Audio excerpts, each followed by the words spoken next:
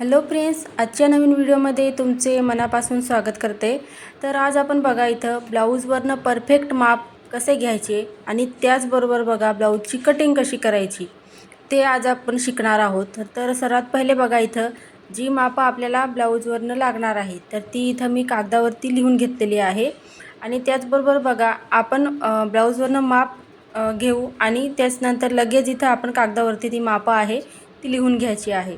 आणि तुम्ही जर नवीन शिकत असाल, हा व्हिडिओ पाहत असाल तर तुम्ही स्वतःचा ब्लाऊज असेल तर तो सोबत घेऊन बसा आणि एक वही आणि पेनसुद्धा घ्या। म्हणजे काय होईल, जसं जसं मी इथं ब्लाऊजवरनं मापं घेईल तसं तुम्हीसुद्धा ब्लाऊजवरनं मापं घ्या आणि मला कमेंटमध्ये सांगा तुमचं माप काय आहे ते। चला तर आजचा व्हिडिओ आपण सुरुवात करूया। तर इथं बघा मी एक ब्लाऊज घेतलेला आहे, कस्टमरचा आहे तो।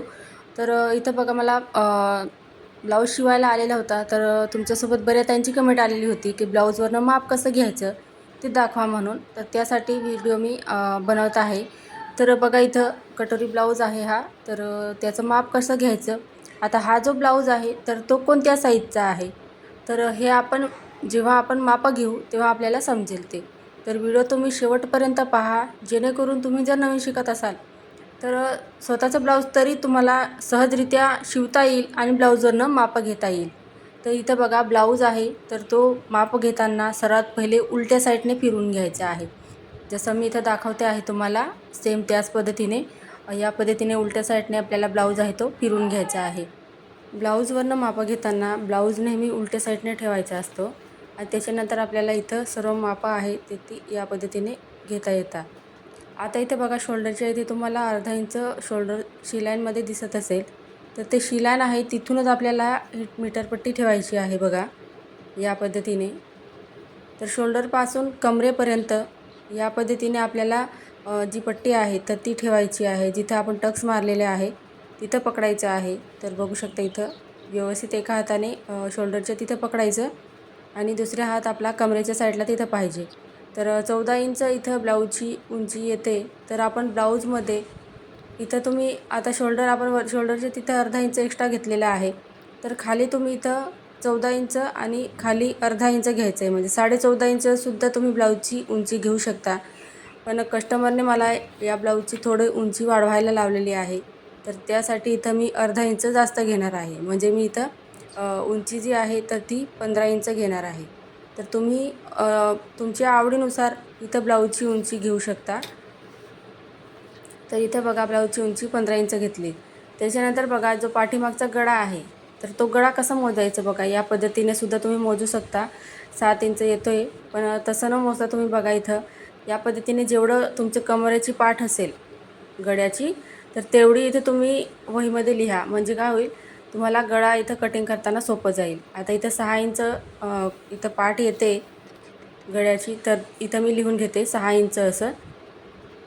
तर ही जी मापं आपण घेतोय तर ते ब्लाऊज कटिंग करताना आपल्याला लागणार आहे, तर हे लक्षात ठेवायचं आहे। तर 6ची पाठ इथं लिहून घेतली आणि कंसामध्ये मी 7 इंचसुद्धा घेतलेलं आहे। आता उंची वाढवलेली आहे तर 7 तर तिथं गळा येणार नाही, आपला वाढणार आहे तो गळा। तर आता इथं बघा आपल्याला इथं घडी मोजायची आहे, छातीची घडी किती आहे या ब्लाऊजची तर ते कसं मोजायचं बघा। तर इथं बघा ब्लाऊजची इथं 4 पदरी घडी घालून घ्यायची आहे। आता हे झाले पुढचे 2 पार्ट आणि पाठीमागची जर आपण त्या पार्टची जर घडी घातली तर ते 2 पार्ट होतील, म्हणजे टोटल आपले इथं 4 इथं घड्या झालेल्या आहेत। तर पहा इथं या पद्धतीने घडी घालून घ्यायची आहे। पाठीमागच्या भागाची इथं या पद्धतीने घडी घालायची आहे। त्याच्यानंतर बघा जी फिटिंगची लाईन दिसते तर तिथून बघा इथं फिटिंगच्या शिलाई इथं जास्त दिसत आहे तर त्यासाठी 1.5 इंच इथं मार्जिन सोडायची आहे। आणि फिटिंगची मापं इथं शिलाई जर 1 किंवा 2च असतील तर तुम्ही इथं 2 किंवा 2.5 घेऊ शकता। आता इथं जास्त आहे त्यासाठी बघा मी फक्त 1.5 इंच टेप पुढे सोडलेला आहे। तर बघू शकता जी शिलाई आहे तर तिथं तो टेप पुढे सोडलेला आहे आणि इथं 10.5 इंच आपली इथं मार्जिन सहित इथं छातीची घडी झालेली आहे या ब्लाऊजची। तर 9 इंच इथं बघू शकता 1.5 इंच आपण पुढे मार्जिन सोडली तर 9 इंच छातीची घडी आणि 1.5 इंच मार्जिन, टोटल आपल्या इथं 10.5 इंच या ब्लाऊजची आपली इथं घडी झालेली आहे। एवढं लक्षात आलं असेल तुमचं, नाही आलं असेल तर तुम्ही मला कमेंटमध्ये विचारू शकता. तर 10.5 इंच आलं आहे, म्हणजे आपलं इथं किती आहे, 36 साईजचा हा ब्लाऊज आहे, कटोरी ब्लाऊज. तर 36चा आपण चौथा भाग केला तर 9 इंच आणि प्लस आपण 1.5 इंच कटोरी ब्लाऊजमध्ये मार्जिन वाढवत असतो. आता तुम्हाला जास्त मार्जिन हवी असेल तर तुम्ही 2 इंच पुढे टेप सोडा आणि त्याच्यानंतर तुम्ही मोजू शकता इथं. तर 2 इंचसुद्धा तुम्ही मार्जिन घेऊ शकता. तर या पद्धतीने बघा मी टोटल इथं बघा आपले 10.5 इंच इथं ही घडी झालेली आहे. म्हणजे हा 36 साईजचा आपला ब्लाऊज आहे. तर 36 साईजला बघा आपला शोल्डर जो आहे, तर तो शोल्डर तुम्ही इथं 5 इंच पण घेऊ शकता आणि इथं बघा 5.5 इंचसुद्धा शोल्डर तुम्ही घेऊ शकता. तर मुंडा आहे, तर तो मुंडा आहे तर तो तुम्ही इथं 5.5 इंच आणि 6 इंच असं घेऊ शकता. म्हणजे 5 इंच जर तुम्ही शोल्डर घेतलं तर 5.5 इंच मुंडा घ्यायचा आणि 5.5 इंच जर शोल्डर घेतलं तर 6 इंच मुंडा घ्यायचा आहे. तसंच गळा रुंदीचं सुद्धा आहे बघा. 5 इंच शोल्डर घेतलं, 5.5 इंच इथं मुंडा घेतला आणि 2 इंच गळा रुंदी घ्यायची आहे आणि 5.5 इंच इथं तुम्ही शोल्डर घेतलं तर त्या पद्धतीने तुम्ही 2.5 इंच गळा रुंदी घ्यायची आहे. तर इथं बघू शकता आता आपण बाहीची लांबी मोजणार आहोत. तर बाहीची लांबी मोजताना बघा ब्लाऊज मी उलट्या साईडने पकडलेला आहे. आता इथे तुम्हाला शोल्डरमध्ये जॉईंट झालेली बाही दिसत असेल ब्लाऊजमध्ये अर्धा इंच, तर ती बाही अर्धा इंच ती तशी तिथूनच पकडायची आणि इथं बघा टोटल आपली 5.5 इंच इथं बाही भरते. आता खालच्या साईडला आपल्याला कापड लागणार आहे अर्धा इंच, तर टोटल आपली बाही लांबी किती झाली 6 इंच. इथं तुम्हाला समजलं असेल, बघू शकता तुम्ही. तर 6 इंच बाही लांबी आणि आता दंडघेर मोजून घेऊया आपण.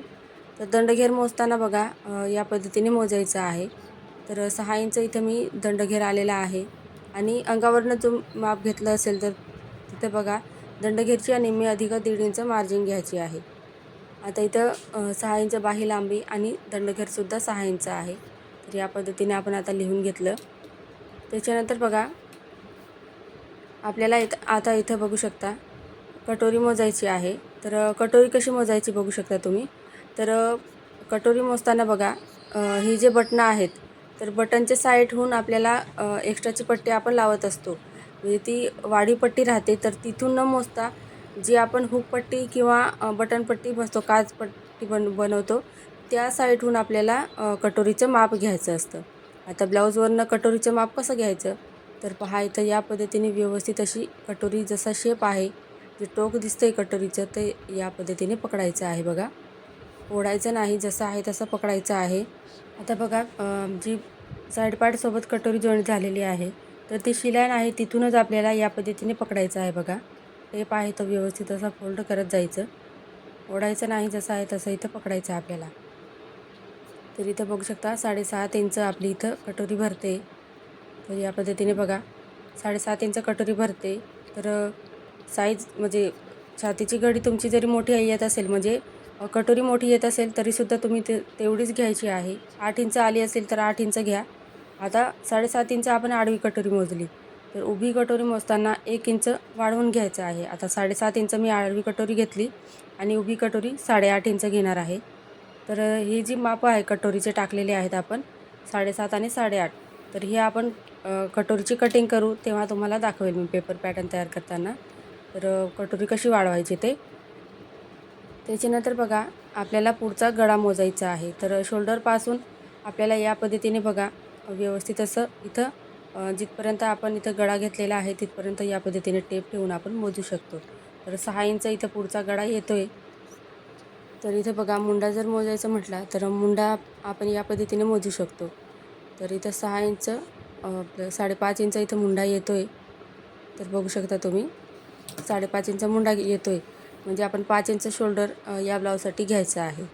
तर पुढचा गळा आपण मोजला, मुंडासुद्धा पहिलेच आपण मोजून घेतलेला आहे.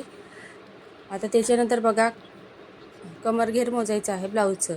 आता हे जे बटनपट्टी आहे तर ती एक्स्ट्राची असते, तर ती सोडून आपल्याला इथं टेप ठेवायचा आहे बघा आणि या पद्धतीने हळूवार फिरवत आपल्याला कमरेचं माप घ्यायचं आहे.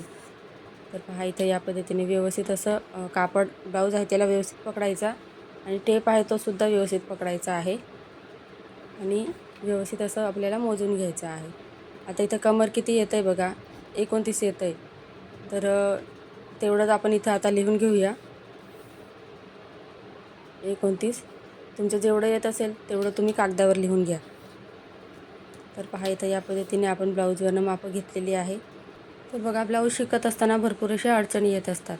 तशा मलासुद्धा आलेल्या होत्या. तर बघा इथं मी जसं मला ब्लाऊजवरनं माप घ्यायला सोपं वाटत होतं, तसं मी या पद्धतीने इथं वहीमध्ये लिहून ठेवलेलं आहे.